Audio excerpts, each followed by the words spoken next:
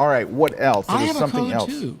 Can I throw that out? You got a code? Yeah. I have a code for you guys on the grid. So Code us up. I was talking about composition. We just released a composition course based on that book.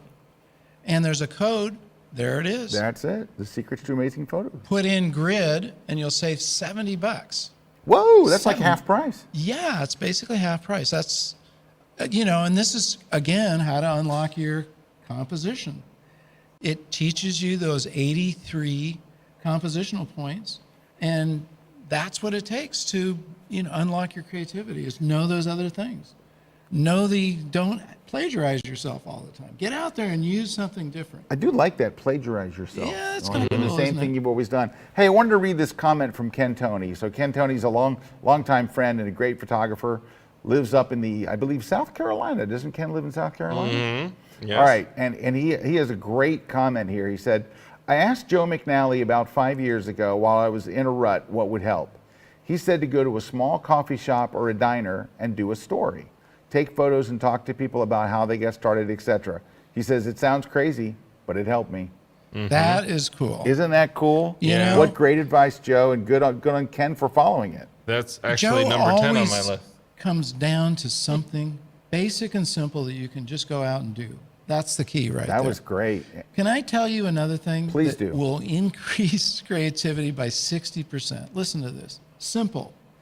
There was a study done in 2014 at Stanford University, and they found that by taking a walk, you actually can increase your creativity by 60%.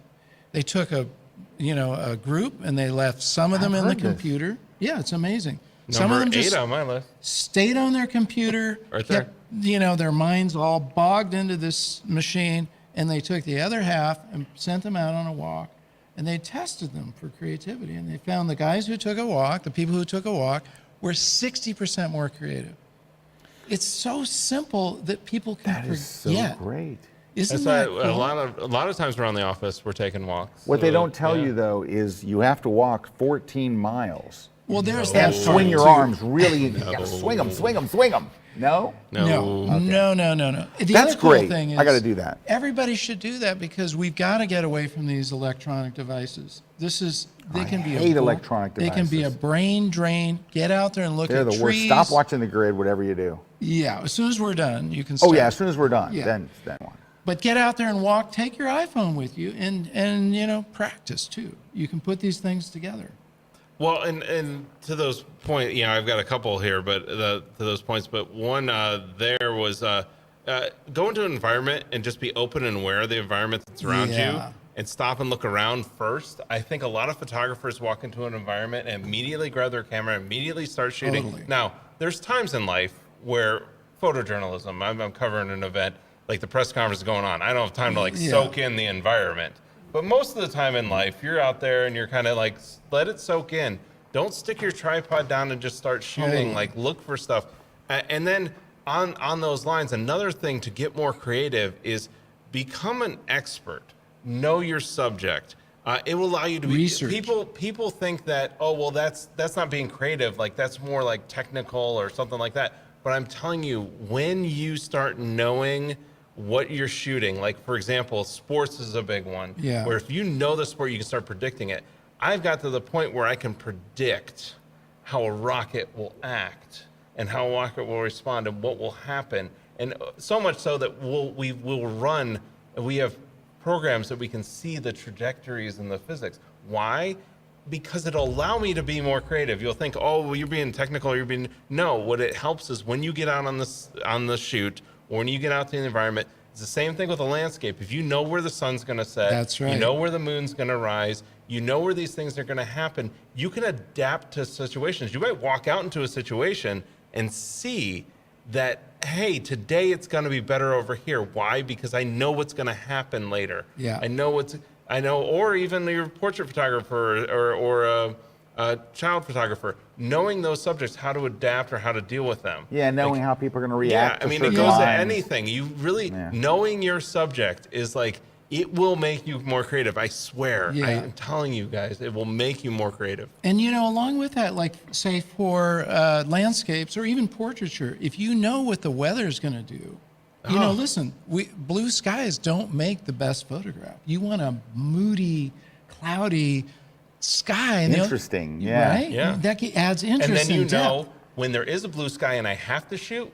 how I need to adapt. What am I going to do with that? How I have to adapt to those settings. Because then I go, well, one, maybe if you're a landscape photographer, just stay home, sleep in, Do something different. else. You know, Get Luminar for sky replacement. go get a sky, go shoot it in the sky and replace it in post. There you go. But yeah, using what you know about the subject or the environment to trigger what you can do to turn it on its head. That's really important. For sure. Yeah, definitely. Yeah, we got a couple other comments here coming in. So Marcus was saying, I recently took a photo with my OnePlus 6 phone that ended up being the main shot of my university's website. Nice. Our phone Good cameras work. are becoming so good. And Yeah. I couldn't agree more. I mean, that's what it is. It's that it's a tool. It's a tool, and if it's in the right moment and you've got that tool with you, you're going to take that shot and you get something out of it. Hey, Eric, Tom's asking, where can you purchase that additional lens thing that you've got? So this is from a company I've been following. It's Shift Cam is the name of the company. It was a Kickstarter. Now they have it on their website. They released it after the first of the year. I think it opened up to everybody. I got it around Christmas time. So Now, also, we will be blowing up large pictures of Mark to have all around the show. So when he's not here, you'll still feel like I'm he's stoked. here. You are stoked. You're always stoked. Well, you know, I'm from California. Dude, I and I'm a meet few surfer. people that love life more than you do. You have a great time in life. Well, you know, why not? Isn't it better to have a great time than a lousy time? Yes, You know, it's yeah. our life. Yes, it's it is. You know, how about using creativity in your own life? Originally, I was going to call this book The Art of Living because I wanted to emphasize the idea that creativity isn't just about photography or music or painting. It's really about creating your whole life. Now, here's a tip, how to improve your life, how to improve your creativity. Listen to this. I am really big on journaling. And, you know, it's interesting. I heard this conversation with Tim Ferriss and Chase Jarvis. And Tim Ferriss said, and this is, I put it in my book, you know, that he interviewed lots of very creative people, and he found one thing they had in common, which is something I do, is that they study something first thing every day.